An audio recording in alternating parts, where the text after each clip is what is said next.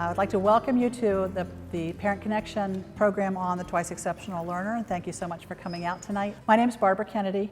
I am a coordinator in the Office of Gifted Programs. I've been a coordinator for 9-ish years, and one of my biggest interests has been the Twice Exceptional Learner because I have a son who is a Twice Exceptional Learner. That particular situation evidenced itself as he was a third grader at elementary school, and he was referred for special education services because he couldn't write. So it was about handwriting. And he had lots of good ideas. He was very verbal. So they referred him for some support, which I was totally in favor of. And when those results came out, one of the people on the committee said, "Is he getting gifted services?" They're like, "No, you can't be gifted and learning disabled. That's not a thing." Person on the committee, thank goodness, knew it was a thing, and his services began from there.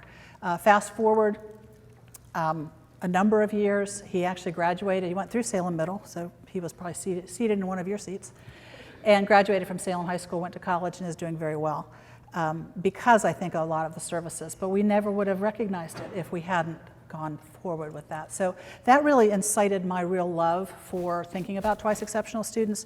Even though I work in gifted land, that twice exceptional piece has been very important to me. So I come, and as does Melanie, who will introduce herself in a minute, I come from a viewpoint of a parent, just like you, and that's how I started. And so I feel very confident that we can talk on several levels, take off the coordinator hat, put on the parent hat, back and forth. So that really did turn my love into a part of my vocation that I really enjoy. So I hope tonight will be helpful to you, and we'll give you some resources as we go through. And I would like to introduce my colleague, Melanie Walsh, who's shorter than I am. Okay, I'll move it. I get on my tippy toes. I'm Melanie Walsh, and I am an instructional specialist with the Office of Programs for Exceptional Children, also with Dr. Gatling. She's not going to heckle me, so I'm good. I kind of came into this a little bit out of interest and default. Years ago in the classroom, I was called down to just see a new student that's coming in, and the mother pulled me over and said, "He's Tui." And I said, "Oh." And I'm looking at the paperwork, and it said Michael. That's an odd name, an odd nickname. I wonder where they got that from.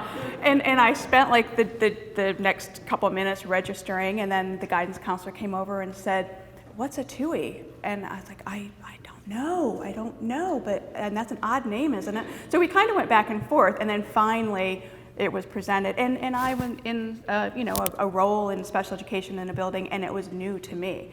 So he was a great little guy, and then I got a lot more coming down, so it was really interesting. But that's kind of it's still my Tui story. So, but also I'm a parent, and kind of on the other side of it, my son is now in his mid-20s and gainfully employed and a delightful young man, but he wasn't identified until he was a senior in high school.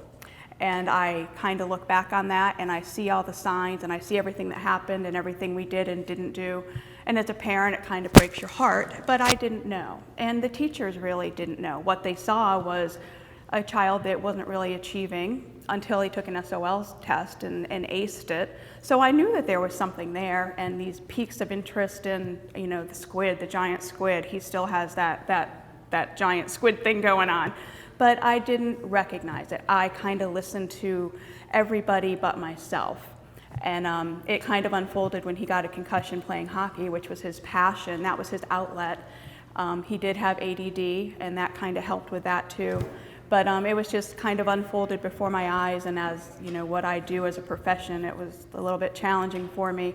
But I'm here to kind of bring a side of it from the special education side, and there's hope. There's lots of good things that come from the merging of all of it. So we're going to go ahead and get started. We have a pretty full agenda tonight. So we really have 2 workshop goals tonight. A lot of tonight is about awareness. If you read the summary that we wrote about what tonight was going to be about, it really is mostly about awareness. What does a 2E student look like? Can you say 2E or twice exceptional? Some folks say, don't say 2E, it just diminishes it.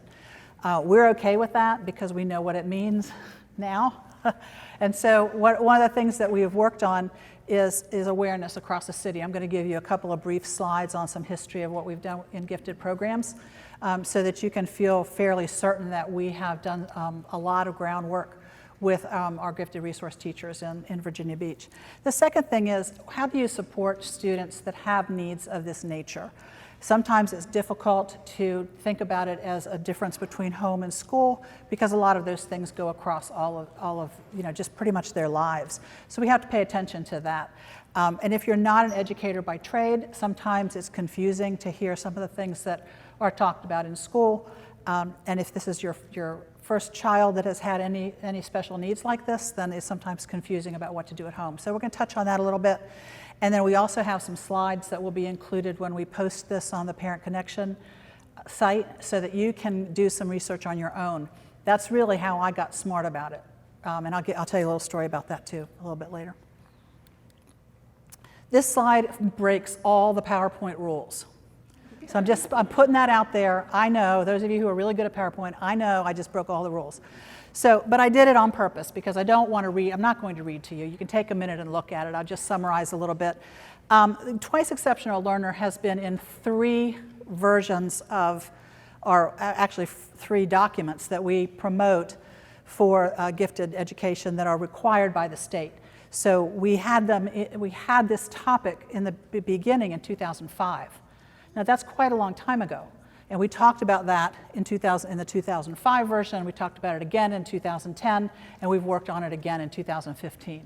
So this particular topic has been really important to us in the gifted community.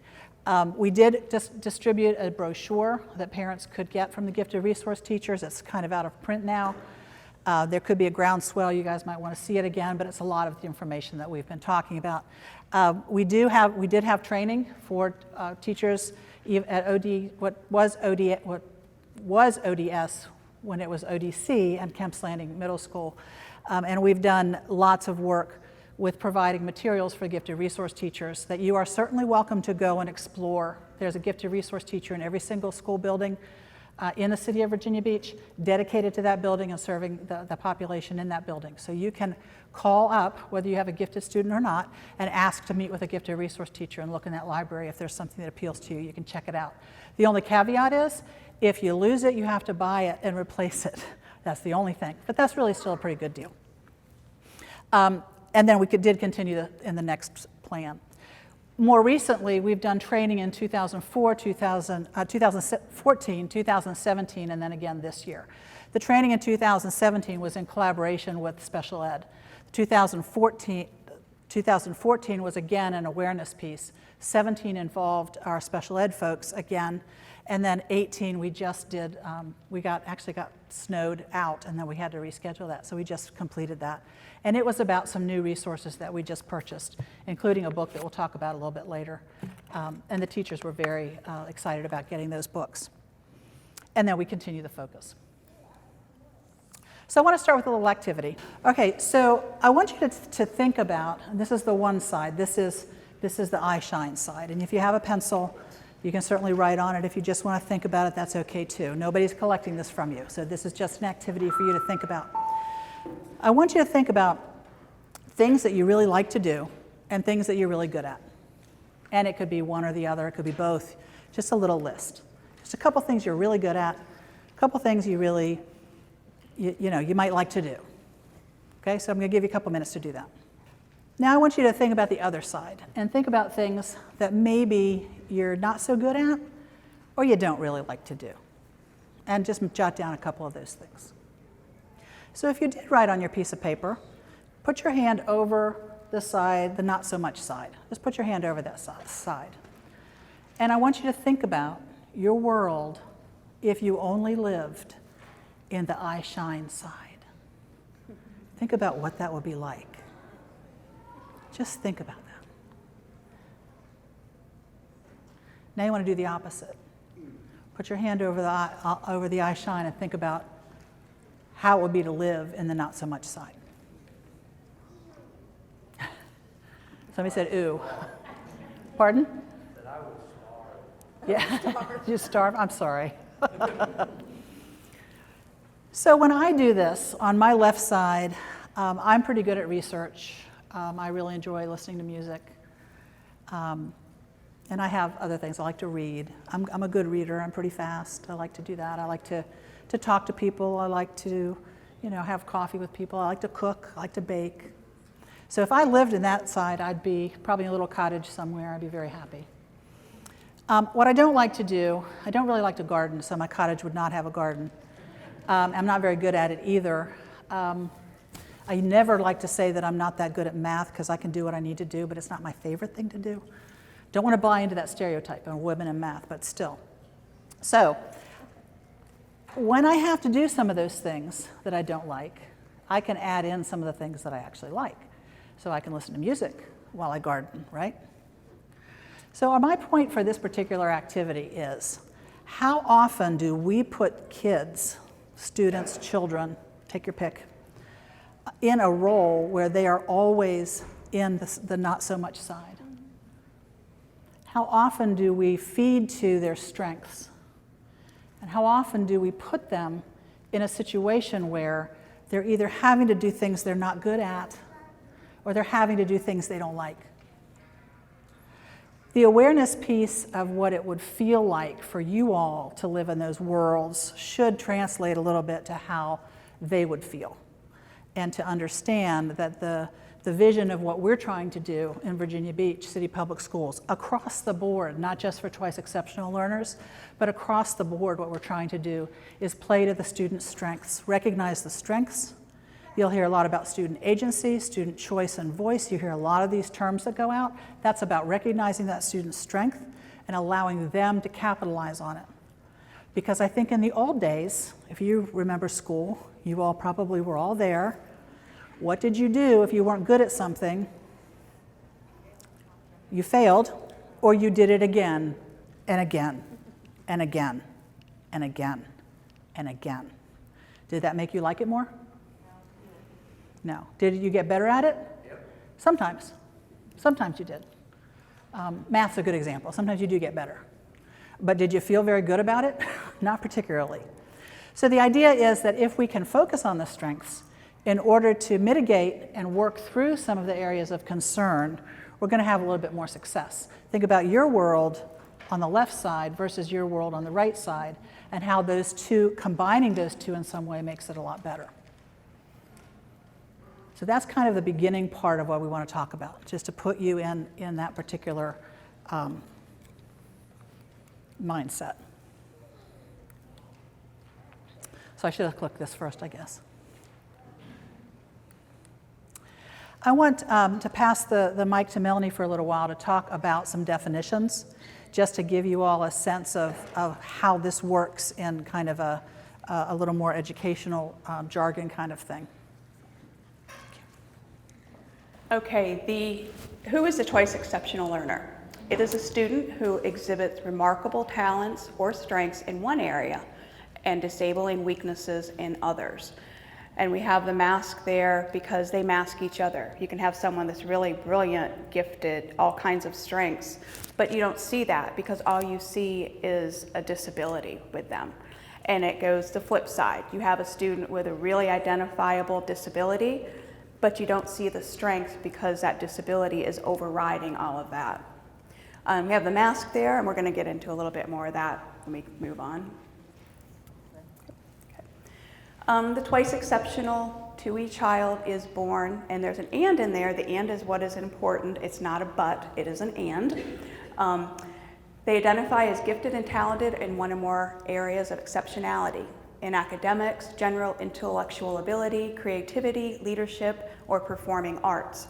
And they also have a disability defined by federal and state eligibility criteria in math, reading, written expression, and/or oral language disorders, significant identifiable emotional disability, physical disabilities, sensory disabilities, autism, or ADHD. And these coincide together. So you can see, thinking back to the strengths and the weaknesses, how it's kind of even hard to play with those, to understand and tease that out. The twice exceptional learner may demonstrate high performance, high intellectual and/or artistic abilities, Also has a permanent or temporary cognitive, physical, behavioral, or emotional disability.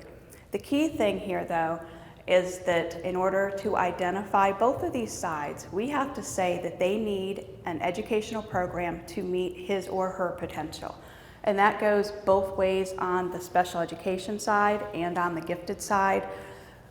We talk about, do they need more in order to achieve either a higher intellectual programming or just to kind of bridge that gap to get them where they can perform academically on the special education side.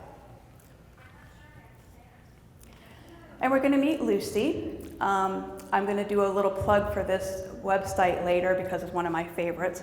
But this is Lucy, and she's in middle school, and she's going to tell you a little bit about her twice exceptional experience.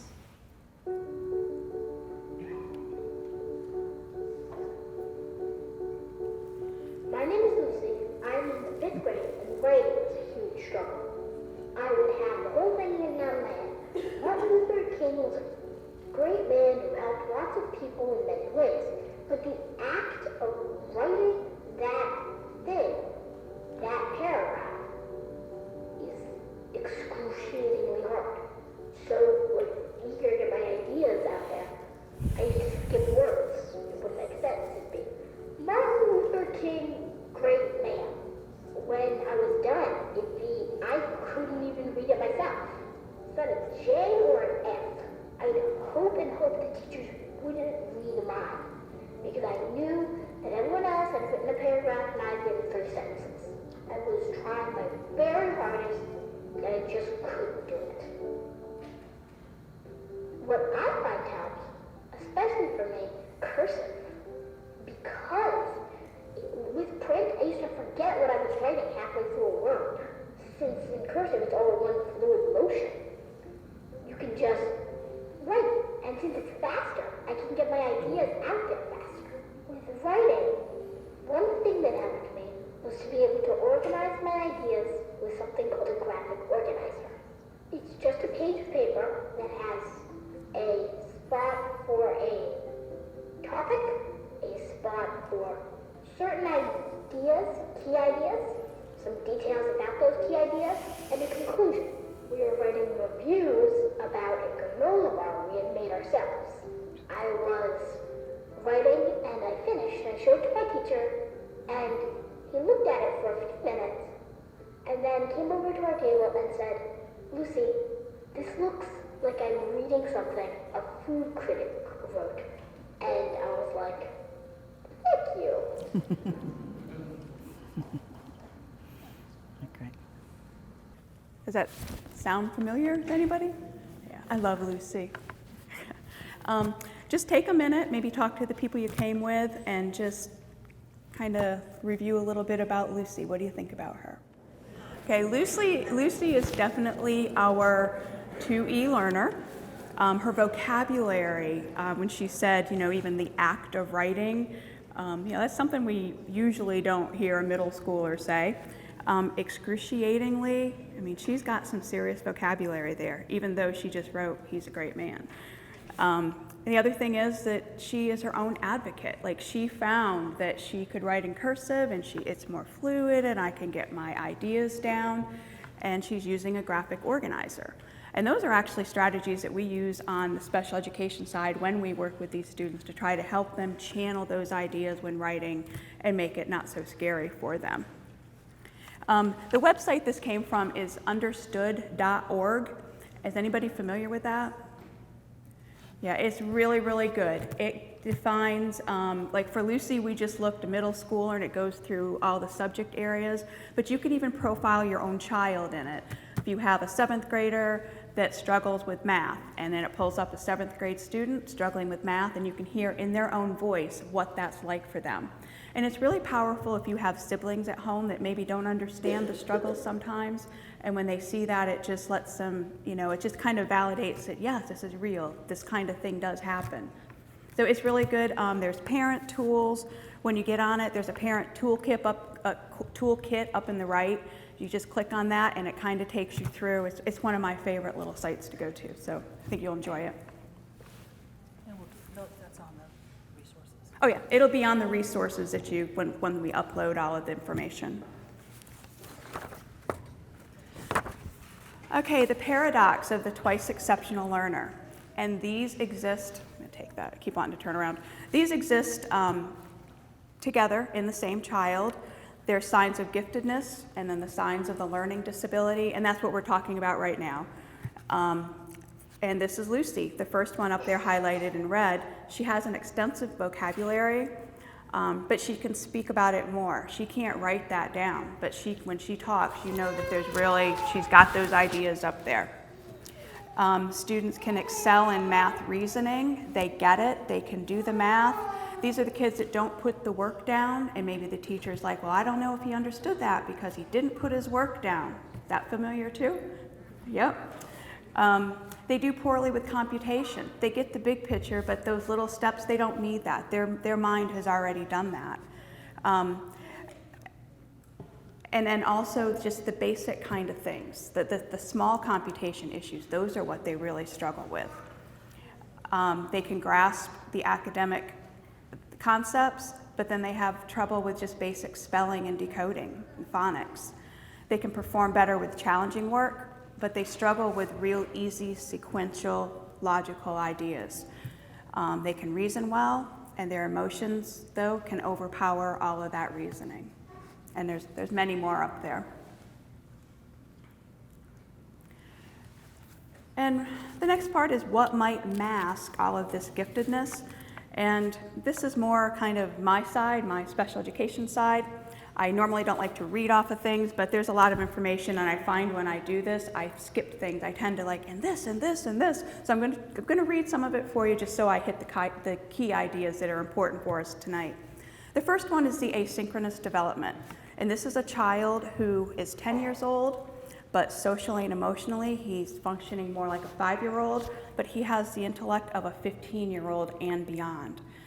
This is the child that wants to play Ninja Turtle in the mud, but can carry on a conversation about why Woodrow Wilson was narrowly reelected in 1916 and his visions for a new world order really wasn't what that folded out after the war. The desire to be accepted is why twice exceptional children navigate toward these younger kids. They can find that's where they're happy, that's where they can play. This is also the basis for why gifted students are with their gifted peers in school settings. And we have our clusters and then our school. They can find their like peers there.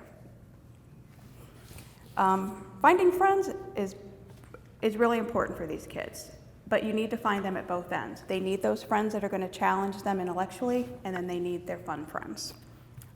Probably not the best way to say that, but next one, dyslexia and dysgraphia. I put those together. It's not just reversing numbers and letters. It can also be, and poor handwriting. It can also be the letter recognition, learning and remembering sight words, poor spelling, remembering left from right, trouble finding words, misspeaking words, leaving off word endings, difficulty learning math fact, remembering addresses and phone numbers and birthdays.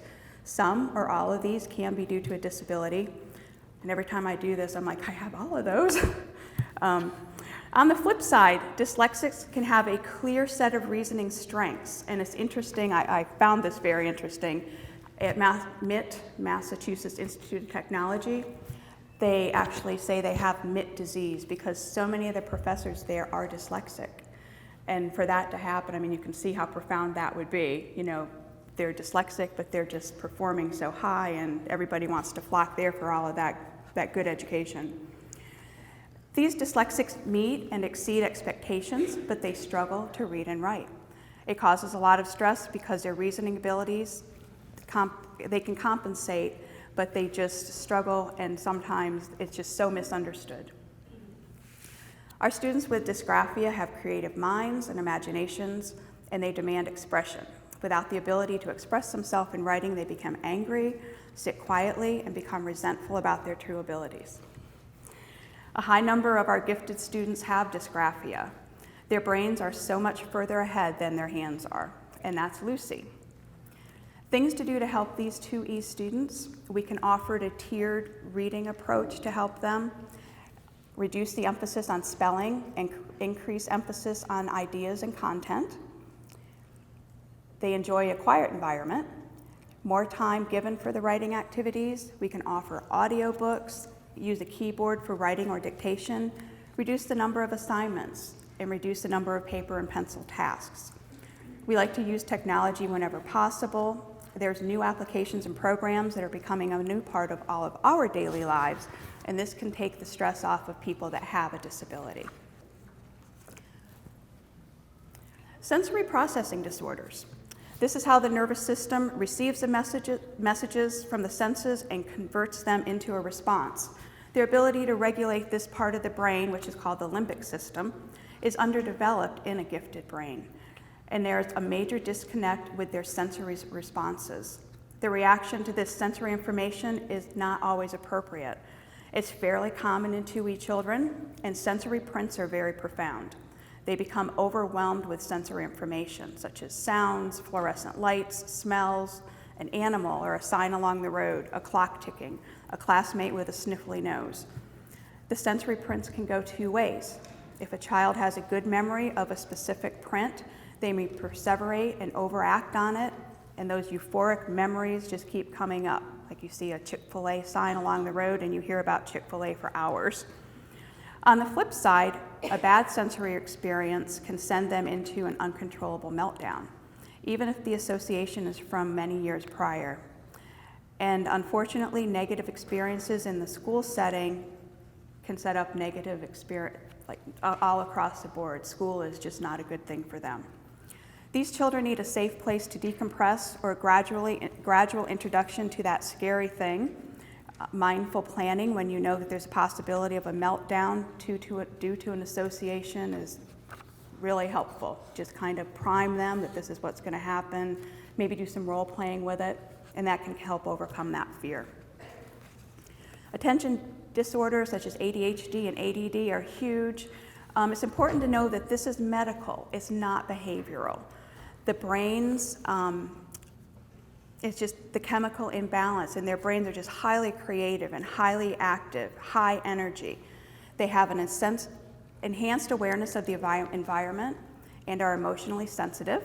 They are innovative and have an entrepreneurial drive with quick thoughts and connections. They can multitask, have a good sense of humor. What may be a disadvantage in one setting is an asset in another. How many successful adults do you know that fit that profile? These children often identify as someone who has problems, are disabled, are not smart. They come to believe and that something is wrong with them. It can have serious secondary effects such as low self-esteem, anxiety, and depression. They are often judged by behavior they can't control. ADHD is what hides their potential. They get D's and C's, but are capable of A's with the right support. Day to day, this takes a toll, and the kind of effort that they have to exert just to keep going is pretty tremendous. These are the kids that are often missing the fun classes where they can be successful to get out their energetic nature, because they have to make up work, they have to serve punishments, or they have to get that extra help. And this again just perpetuates and sets up that cycle of their dislike for school. The things we can do to help them, just reminders to stay on task. They can use a calculator, have extra time on their assignments and tests, provide a less distracting environment, reduce homework, help with organization, help with self-regulation, and use proximity control to keep the child's attention and provide notes. Most importantly, you want to identify their strengths and use them. Find out what they enjoy, what are their talents, and find a way for them to demonstrate their gifts. Autism spectrum disorders and Asperger's, it's difficulty in communicating and acting socially with others. They have intense interests in unusual subjects. There's sometimes inflexibility, repetitive behaviors. Asperger's has become more common with our twice exceptional students. These children have difficulty relating on a social level with their peers. It can cause alienation, misunderstanding, and incredible frustration. Parents and teachers need to teach them to consider other points of view and feeling don't want that one, wait a minute. They can also learn how to act the way that others will accept. And I kind of this wasn't something I was like, no, I don't want to change that, but it makes a lot of sense. I started to watch the TV show The Good Doctor. Have you seen that? Really pretty good. It's Hollywood, but in every episode, Dr. Murphy always kind of practices those social skills, and I like how they portray that in the show. He might say, like, I like your new scrubs. Oh, I really don't. I'd never wear those, but I know it's good for me to try to relate to you on a social level. But that's all I could think of, and that's really true, and that's what happens. And you have to kind of do those role playing, and they don't ever totally buy into it because they don't think it's wrong. They want to say and do what they want to say and do, but it's helpful to help them understand that lots of people don't do it that way. So I think it's neat on that show when he kind of clarifies, well, yeah, I know I have to say that, but not really how I feel. Pretty interesting. And again, you want to use their interest to help them learn in other areas. And you can see how the weak social skills and then that higher intellect can cause so much frustration for these kids. There's also the oppositional defiant disorder. There's anxiety and depression that can play into this. And it's all, I mean, I kind of always go back to like my air triangle. When any part of these pieces is missing, it does cause that frustration. And if it's not channeled in the right way, you get that anxiety and that depression. And that's kind of a lot of what happened with my son. And it wasn't until all those other pieces started coming out that we realized really what we missed along the way. Perfectionism, obsessive compulsive disorders, and those are mostly things that would be like there's therapies and counseling that can help with a lot of those, and those are more at the extreme. And then we have the underachievement and non-production, and this is a chronic situation with a lot of our 2E students. They find themselves unchallenged and uninspired. Most of the time being non-productive is because they're bored, they're rebelling against something that they just don't want to do or they don't have interest in. And 2E children need to be challenged. They need to like what they do and see value in it. They need people to listen to their concerns about the activities and be willing to let them do something different sometimes. The challenge motivates them and will allow them to compensate for their disability. We can provide checklists of tasks to be completed, check on their progress often, and verify that they understand the directions or that we understand what else they want to do instead. So I have an issue with the perfectionism piece because I really think kids can overcome that a little bit. And I love what Melanie said. I love what Melanie said about that's just kind of the way they are. That's intrinsic. That's not something that you have put on them. Gifted kids and gifted adults also feel that real perfectionist. I just have to say one thing about that because I'm sorry, but I can't help it. If they would go in the kitchen with you and you have a tolerance for mess, gifted kids need to fail in a safe way where they can also do well. Their first batch of muffins is not going to look like the next batch of muffins, is not going to look like the next one. They really need to do something that they can learn to overcome so that perfectionist piece isn't overwhelming. Our older son begged to take the training wheels off the bicycle. We took them off, and then he couldn't do it. And then he wanted to just quit. Well, I'll never ride a bike. I'll never ride a bike. 5 years old, I'll never ride a bike. So, you just have to give them those opportunities in a safe way to start to break down the fact that, oh, well, remember when you couldn't ride the bike? Oh, yeah, okay. And anyway, so I have, I like to think about that. Anyway, all right, so we're going to talk about big picture rules. I'll take my, thank you. I don't think there's much in here, though. We're going to talk about the big picture rules, and we say these same things to teachers as we're saying to you all as parents. The first thing, of course, and you should have this message by now, is that we really need to go to their strengths. If they're having issues with reading, they need to read about something that they want to read about. They really, a lot of reading specialists will tell you they just need to read. And they just need to read. If it's a comic book, they are still reading. If it's something they're interested in, you can push them a little bit, but they really just need to read. And in an area of their interest, they will probably really jump to it. So you always think about the strengths. That doesn't mean we're not going to remediate some of the areas that need some support, because that's our job, and that's what we're going to do. But you can't just focus on that. You're at whatever grade level of reading this is, so here's that level only. It's just sometimes difficult for the kids. They would rather read something they want to read about. So you want to keep that in mind. The second rule that we like to think about as a big picture rule is that they really need to learn some strategies that help them compensate. Now I'm going to tell you a story about our older son, when he was our younger son, when he was preparing for college, and he's the twice exceptional one. So he came home one day, and I said to him, you know, your college offers, he got into University of Virginia College at Wise. I don't know if you're familiar with that. It's at the far west side of the state. It's 2 hours past Tech. It's the only satellite school Virginia has, and so our plan was he would go there because his grades weren't good. He was non-productive, twice exceptional student. I'm telling you, I've lived this, so I'm with you. But his grades weren't so great, so he was going to go there 2 years and transfer to the main campus. Great, we had a plan. So I started talking to him about the services that are available at college. There are lots and lots of exceptional services for twice exceptional students at college. And so I said that, you know, somebody could help you with the notes. Because again, remember, he had the writing disability. Someone could help you with the notes. Somebody could help you put your notebook together in some way that makes sense so that the professor would understand your organizational method. Okay, all those things. So he says to me, no, Mom, I really think I'm done with that 2E stuff. Okay, so that's what I did. That's exactly what I did. So I said to him, okay, we may talk about this again.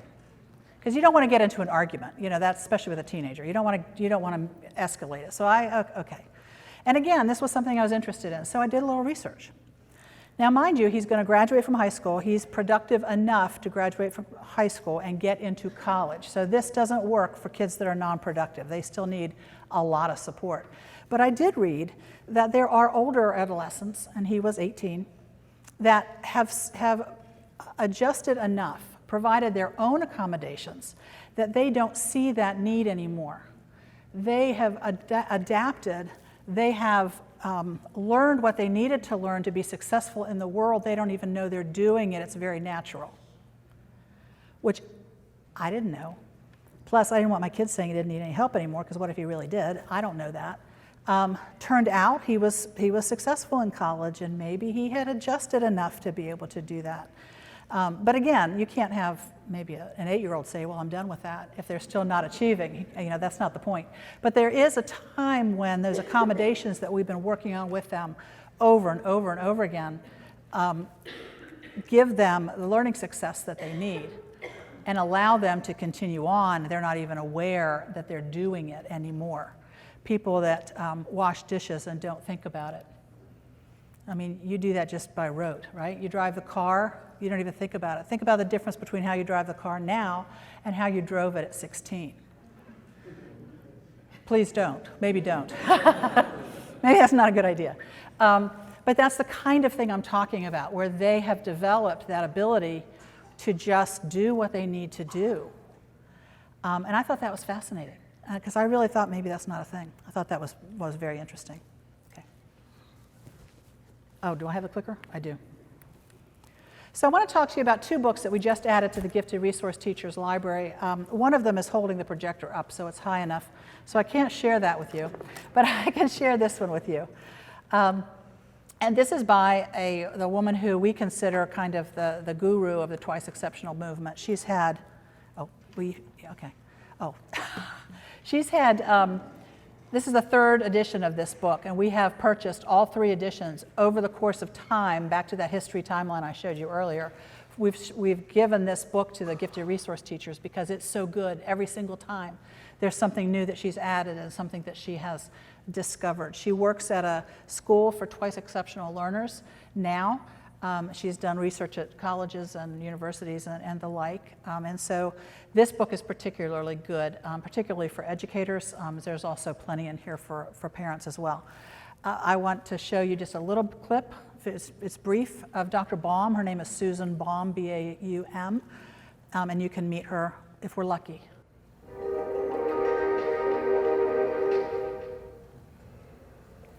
I think it's very important for teachers to realize that they have students in their classroom who are really bright, but have challenges that are interfering with their ability to produce good work. But what happens, teachers are paying too much attention to what the children cannot do rather than equal attention to what they can do. So what I would like teachers to think about is, instead of that child is not reading, that child is not writing, ask yourself, what does that child do?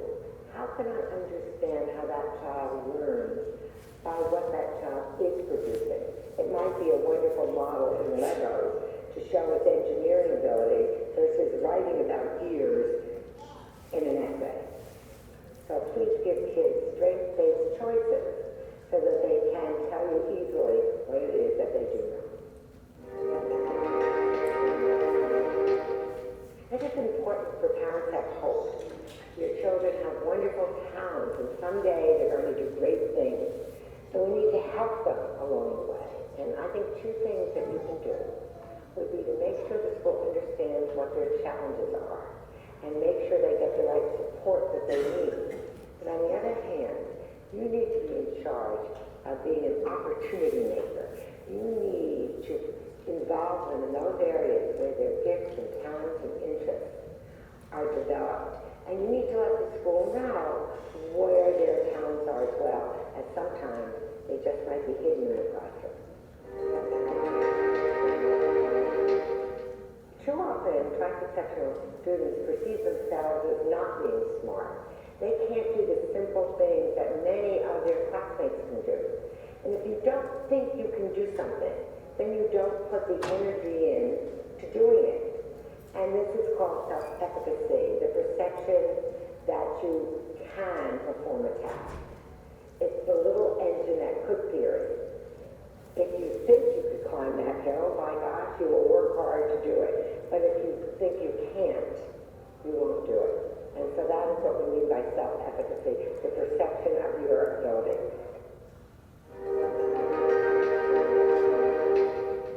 We have children who are dually identified, so it makes sense that they would need dual differentiation because they need differentiation that's going to address their challenges. On the other hand, they also need differentiation that addresses their strengths. We put them together as dual differentiation. So let me give you an example. Say you have a very bright child who doesn't know how to read well. And so to give them a man can fan when they're 8 years old and thinking like a 12-year-old is insulting. But if you gave them a poem from Emily Dickinson, listen to these words. A word is dead when it is said. Some say, I say, it just begins to live that day. Those words are simple words that they can read. But the thought, the idea, the concept is very complex, and it's something these kids could get their minds around. Dual differentiation.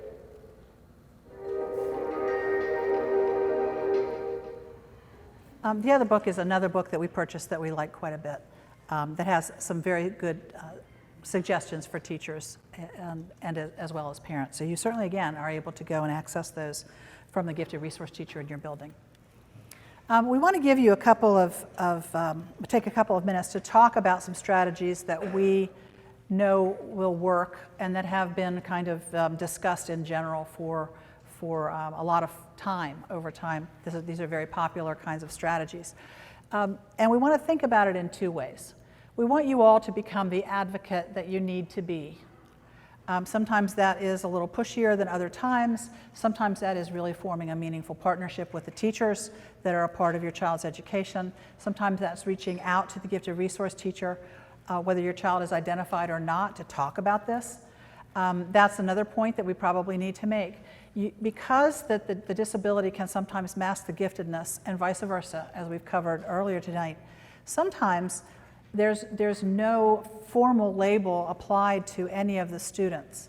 Now in Virginia Beach, we're very fortunate that the school division has a philosophy of differentiation, which means the students should get what they need regardless of whatever they're carrying with them, whether it's a special education need or gifted need, and that we work to find the need of the student and teach to that need.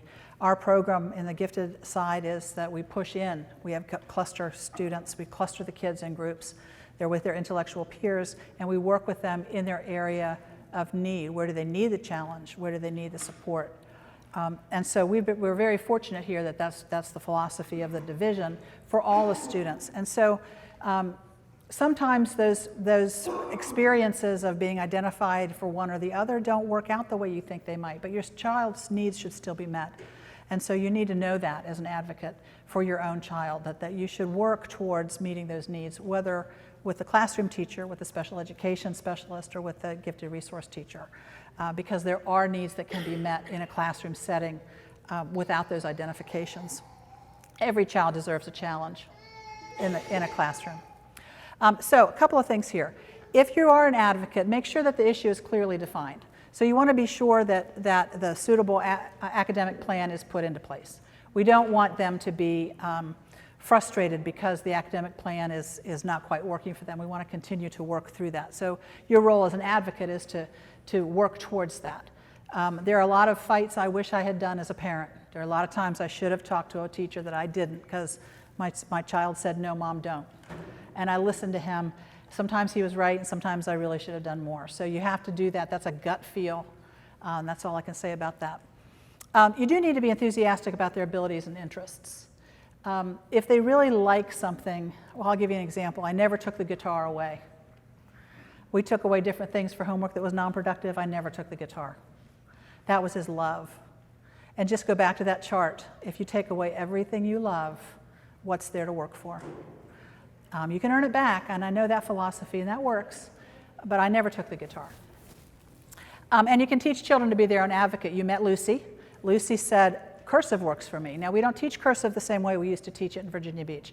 That doesn't mean that the student can't pick that up, especially bright kids that are good with large motor skills. They can develop those fine motor skills with that.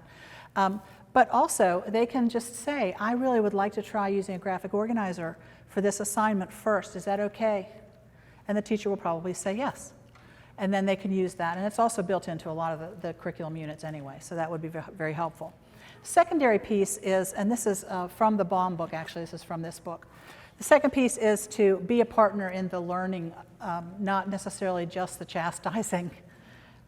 Sometimes you just need to be a partner and sit together. What did you like about the story? What didn't you like about the story? Be a partner in the learning so that it's part of a conversation you have that's positive and not difficult.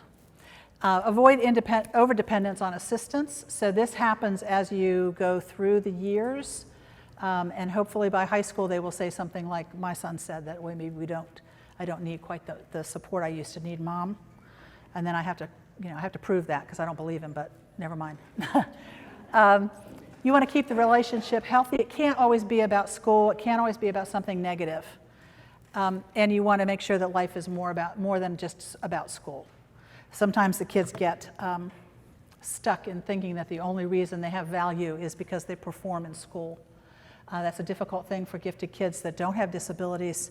It's also difficult for students that do. So here's a couple of the strategies, a couple more. I'm not going to read them to you necessarily, but what do you talk to your student about when they get home from school? And how positive is that message? And what kinds of questions do you ask? I am the mother of 2 boys who have grown up, thank goodness, and are doing fine, but they didn't talk. I'm sorry, gentlemen, I'm going to generalize. The boys didn't talk. They would come home and they wouldn't talk. So I would take them to McDonald's and buy them a milkshake, and then they would talk. I don't know what happened. Food works. So what kinds of things can you put in? You can't do that every day, of course, but what kinds of things can you put into thinking about? What are you thinking about that would allow them to sit and really talk to you about positive things so that you don't say, how was your reading class today? Did you see the reading resource teacher? Did you see this? All of those questions that we really want to know. That might come out later in a different way. So we want to keep that positive. You want to think about their learning preferences, and this is something that they may not even know, so you're going to help them discover this too. Do they like to work alone? Would they rather talk about it with somebody and then do the work? Do they want music on? You can control the kind of music they have on. I mean, I'm not recommending that, that they're dancing while they're doing their spelling or whatever, but what do you want? What do they prefer to do? Do they want to do their homework on the floor? I never cared about that, as long as it was legible. But some people have rules like that. And so, figure that out. And the kids will help you. They'll tell you what they want to do. The time management tips thing, I think when it's not about them, works better. So if you've had a hard day at work, and it's not about them, this is about you, and you're driving somewhere, and you start thinking about how you managed your time. You can just talk about that with them. We call it a think aloud in education. So you just say, you know, today I was at work and I was just thinking about how I could get this project done, and I really didn't know how, so I had to think about it for a while. So I got a piece of paper and I broke it down. They would love to hear your stories like that about what your life is like at work. And it's not about them. It's not you saying, well, do this because it works for me. It's more, I had to do this and I was thinking about it, and then later they might say, well, Mom, you know, maybe that's something I could try, or Dad, show me again how you use that. And then it's not about them, it's not accusatory, and it doesn't really bring them down. Sometimes you have to decide if they need assistance or they don't. That's a tough one as they get through elementary school. Sometimes at middle school, I would have to give the little talk that my job as a parent when they were toddlers and they fell down was to pick them back up on their feet and help them walk again. My job as a parent in middle school is to catch you when you're starting to fall and pick you back up and help you walk again. That's the job. That's the parenting job. Even if they don't want it, that's the parenting job. And they do understand that analogy, by the way. They don't like it, but they understand it. And then, of course, foster the yes, I can attitude. Yeah, you can do this because remember back when, those of you who, do you have exposure to growth mindset? Have you guys been talking about growth mindset in your schools? Anybody? Okay, that's a really great book. Her name's Carol Dweck. It's about the way you think about things can determine how you are actually going to succeed. It's a fixed mindset which says, well, I can't do that, so they never try. And a growth mindset gives the idea that you have done it before, so I have the skills to do it again. So kind of like when you go into, I keep using cooking analogies, I don't know why, but you go into the kitchen and you see a recipe that looks really hard and you think, well, I can do that because last time I cooked, in your memory, I did this, this, and this, so I can try that. So do kids go back to where they were successful? You did that PowerPoint in second grade, do you remember that? You did that in science, that was really great. That's really great. I bet you can do this one in fifth grade now. You know, where do you want some support? Where can I help you? What do you need? And just remind them of when they were successful, because they don't remember. Gifted kids don't even know that they didn't know something because they learn it so fast, right? Have you had that experience? They just pick it up so fast they think they've always known it. So that's an important thing. So that yes, I can attitude is important. Again, we're back to the strengths. Strengths and interests, think about things you can do together.